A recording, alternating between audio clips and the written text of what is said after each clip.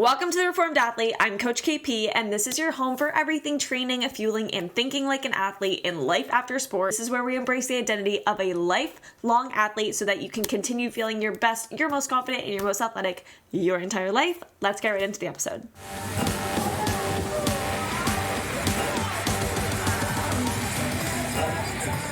Welcome back, guys. We are continuing our 10-day podcast series all about how you can make 2025 the year of the athlete for you based on how you're training inside and outside of the gym. Today, we're going to go deep on a topic that I get so many questions about. So we're going to do this masterclass style today. We're going to talk about the concept of plyometric training. For those of you that are unfamiliar with the concept of plyometric training, it is basically anything that is jumping or explosive in nature that uses a very specific physiological cycle in our body, which I'll get into later in the episode. But you can think of movements like jumping, even sprinting, anything in that realm. It's a very classic type of training to build those athletic qualities that we're missing so much. So the goal here is to help you understand what these are and how you can mix them into your workout program so that you can start training like an athlete at the gym again. This is going to be a very important episode because so many of you are interested in this topic. So make sure you get sat and you're ready to learn. I would definitely recommend grabbing a notepad or pulling up the notes app on your phone just so that you can actually take some notes on this and you can start applying it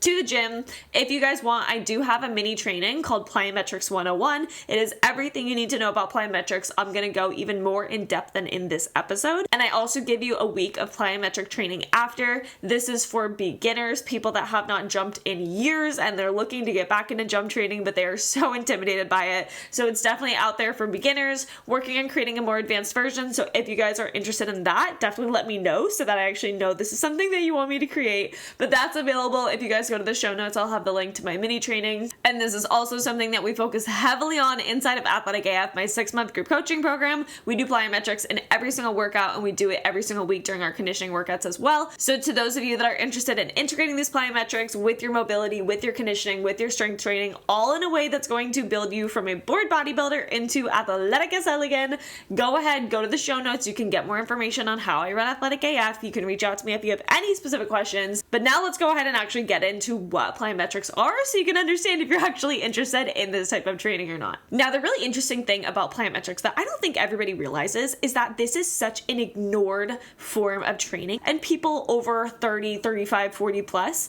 because a lot of people think that this is going to be the thing that is going to hurt them, that's going to cause pain. I think that's logical to see these crazy movements that you're seeing on Instagram and be like, oh my God, my body cannot do that anymore. But I want to break down the ways that you can do this, because if you build from the ground up and if you're actually smart in your approach of how you want to reintegrate this training into your workouts, it's one of the best things you can do to help with healthy aging, to help with injury prevention, and to just make your body so resilient at the gym so that you can enjoy your time outside of the gym more, which is the whole dang point of training like an athlete. So let me explain what this wild sounding word is. It's plyometrics, P-L-Y-O, plyometrics. What happens for something to be considered a plyometric is the muscles involved in the exercise. So let's think about something like a jump.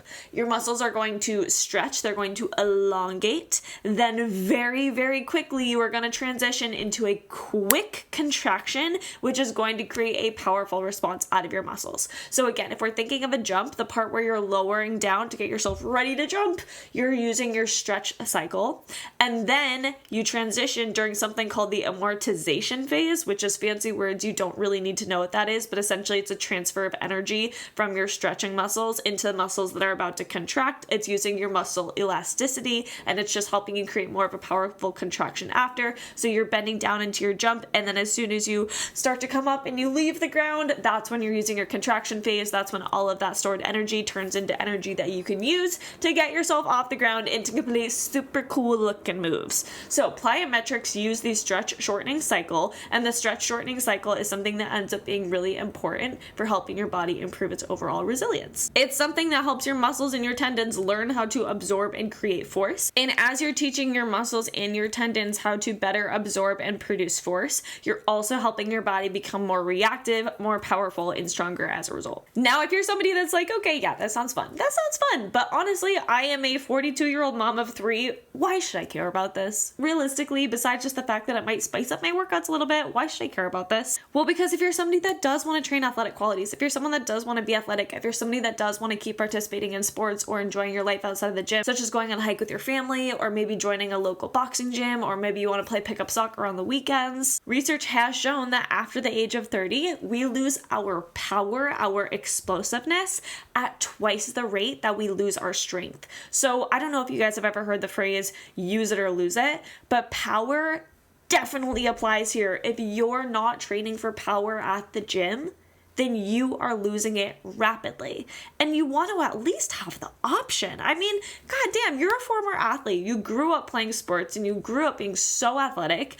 And you don't just want to accept the fact that you're no longer going to be athletic. A lot of people have normalized that because they don't understand that if they train these qualities, they can keep them and they can continue growing them. I mean, you've seen the Aaron Rodgers, the Tom Brady, the guys that are playing into such an older age. Like, these are guys that are utilizing this type of training to help elongate their athletic career. And you can do that too, but obviously not on a, professional NFL scale if that's not where you're at. But you can use this too for just pickup sports or for recreational sports. I know that when I first got to San Diego, I joined a soccer team that was full of people that were 10, 15, and 20 years older than me. I was 23 at the time. I was the youngest on that team by a decade, mostly.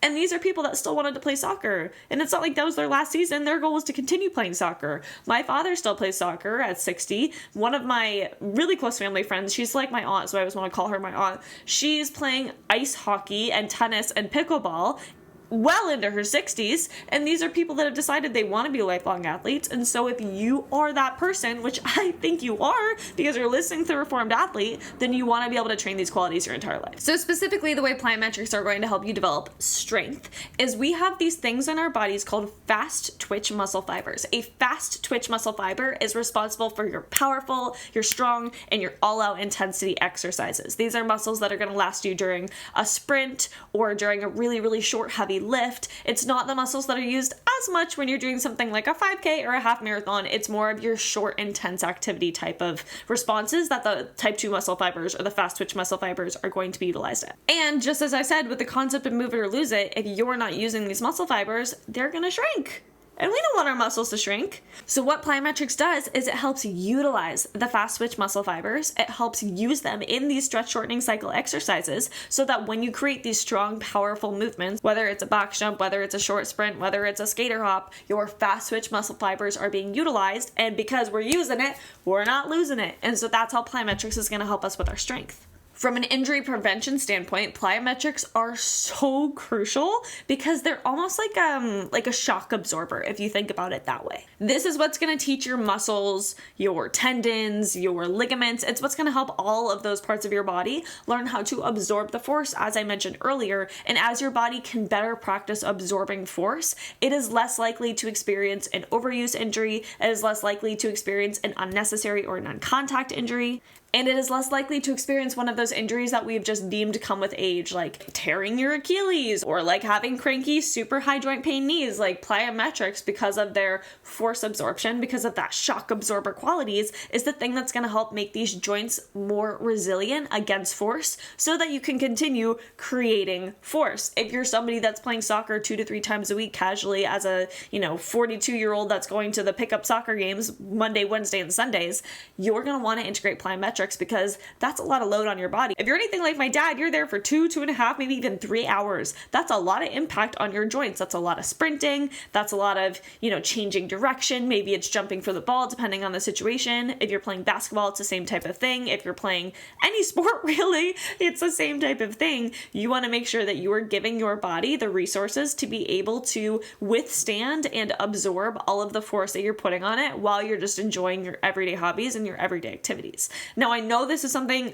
you might not have done when you were younger, but the thing is, as our bodies get older, we do have to put more care into the injury prevention side of our training. And plyometrics not only is going to help us be way better on the soccer field, like they're never going to believe that you're 42, they're going to think that you were the 31-year-old tearing up the field, but it's also the thing that's going to help you prevent the injuries so that you can stay in the game longer and that you can have that outlet that makes you so happy throughout the entire week without ever having to worry about injuries being the thing that's going to sideline you. So I think you guys understand by now that plyometrics is not just for professional athletes, it's not just for collegiate athletes. These are things that everyday average people, the lifelong athletes, are going to benefit from. While a typical bodybuilding type of workout is going to focus on slow, controlled movements, maybe even, a faster type of movement, but mostly you're just going for muscle hypertrophy, plyometrics are going to be one of the things that you add into your workout routine that is genuinely going to directly translate into athleticism, because it's going to make you springier, it's going to make you faster, it's going to make you more reactive,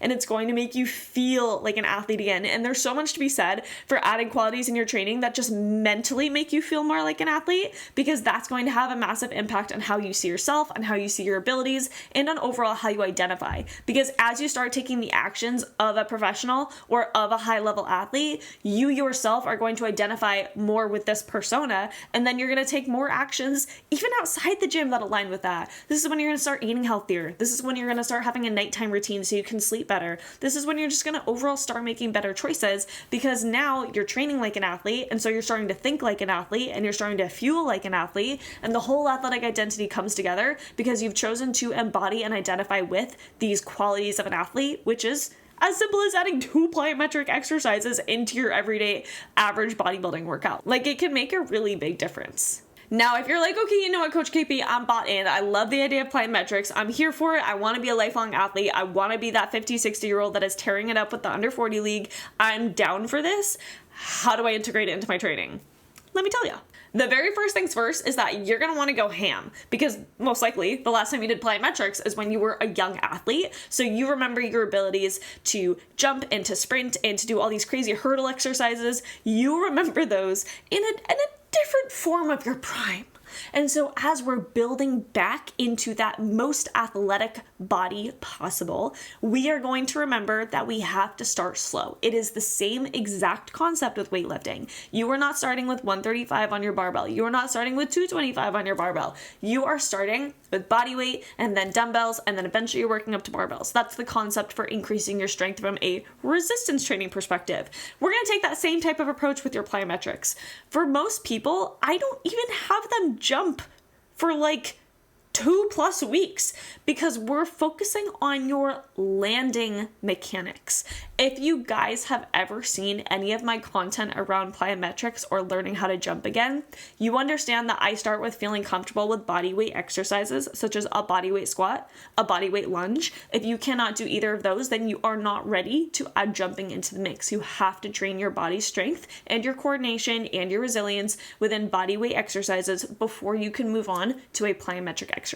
Then once you feel comfortable with those, we work on your landing mechanics, because what goes up must come down. And if you are going to want to be jumping, doing box jumps, doing vertical jumps, doing hurdle type of jumping, if you're going to want to be doing any of that, you better know how to absorb that force, which is what plyometrics are so great for. But you cannot throw your body into the deep end. You cannot go from not having left your feet for 10 years to doing a 24-inch box jump. That takes time to build up to. Again, that's like going from having not squatted or gone to the gym in 6 months to adding 225 onto your barbell back squat. Like, it's not how that happens. And if you do it that way, you're going to notice you're either going to get injured or so sore that you never want to come back. So that's what we're trying to avoid. So we're focusing on exercises that are going to prioritize your stability and your mechanics and your absorption. This is what we talk about in the first phase of my Plyometrics 101 mini training, is the exercises that are going to actually develop these types of qualities. That's why it's for beginners. Then once you feel comfortable with your landing mechanics, and again, in my Athletic AF 6-month group coaching program,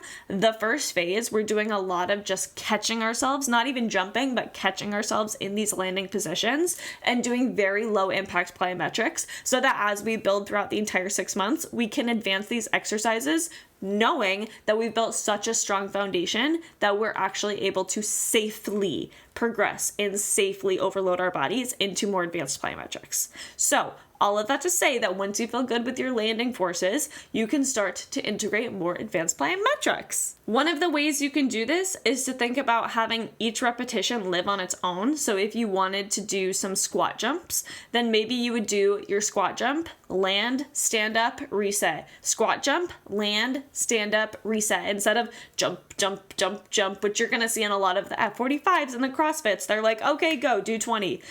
And if your body's not ready for that, that's not going to be good for the impact on your joints. We do want to build up at a slow progression and from a low intensity to a higher intensity. So one of the ways that you can do this is to do the stop and reset method in between each repetition of your exercise. And then one of the ways that you progress plyometrics, even at the most advanced level, is to go from the stop and reset method into the continuous go, go, go method for the number of repetitions that your coach tells you to do. Another way that you can progress your plyometrics is to go from a linear direction to a lateral direction. So if you're going for, let's say, broad jumps, that's where you try to jump as long a distance as possible and you just go forward. A way you can progress that is to then add skater hops in, which is jumping from left to right, from right to left, from left to right, from right to left. This is a way that you can add an additional stressor, an additional level of coordination onto your plyometrics, because moving in a straight line, it's a lot easier than moving side to side and having to deal with those lateral forces. So that's another way that you can progress it. And mind you, I do recommend, as you integrate plyometrics into your workout routine, working in multi-direction. So working linear, working lateral, even working transverse, which basically means rotational. An example of that is if you do a transverse box jump, you start facing the box. Let's say, you've got a window in front of you, you're facing the window, and when you jump, you rotate 90 degrees. When you land, now you're facing the door. So you're starting facing one way, but when you land, you're facing another, so you are rotating in the air. I hope that made sense. So you can see there's ways to progress this from a load perspective. There's also ways to progress this from a coordination and a difficulty perspective when you're thinking about working in multiple directions. And a very traditional classic way of progressing your plyometrics is to go from plyometrics where you're taking off and landing on 2 feet to you're taking off and landing on 1 foot. You can do a traditional jump, which is 2 feet to 2 feet. You can do a traditional hop, which is, 1 foot to that same foot. So let's say right foot to right foot, left foot to left foot. Or you can do a bound, which is from 1 foot to the other foot. So right foot to left foot. There's all kinds of ways that you can progress your plyometrics. It's just about doing it in a way that you are listening to your body, listening to the signals and the cues that it's giving you, saying, hey, my knees feel good, my ankles feel good, my body feels good, my low back feels good. You can go a little bit more intense next week, just not too much.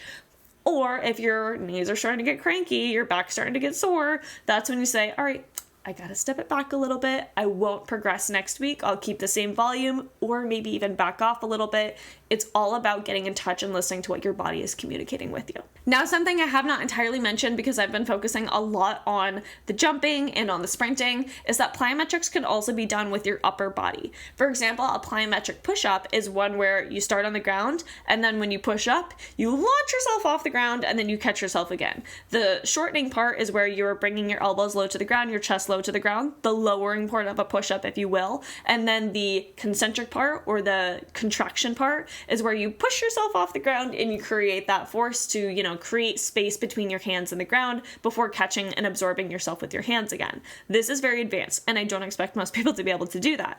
But that's an example of how you can do that with your upper body.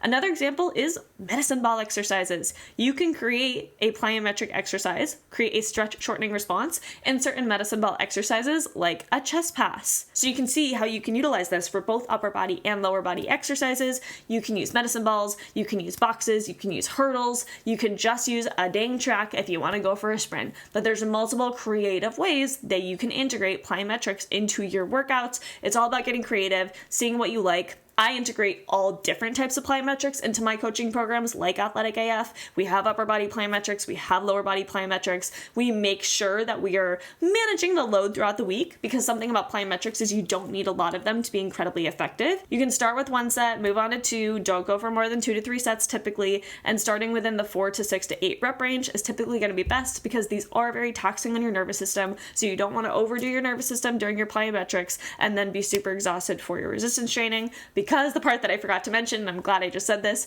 is your plyometrics always want to happen before your main lifts because they're so taxing and power exercises in general are so taxing. You want to do them right after your warm-up, right after your activation in your prehab before you get into your main compound of strength lifting sessions. So you guys now understand why plyometrics are going to be so helpful for you even if you are 30, 40, 50 plus. It's going to be helpful for you from a strength perspective, from an athletic perspective, from an injury prevention perspective, and from an an overall playfulness and fun perspective with your workouts at the gym. You guys understand it now because of this masterclass. If you want more details on how to prescribe these into your workouts, if you want more details on what these exercises look like, if you want tutorials on my top 5 plyometric exercises that you can do at the gym to start learning how to jump again, you can go ahead and get my Plyometrics 101 mini training. Again, it's going to be linked in the show notes. I go over all of this in more depth, and then I give you a free week of workouts at the end, as well as tutorials on how to complete all of them. We work in multiple directions, and we make sure that the load is managed throughout the week.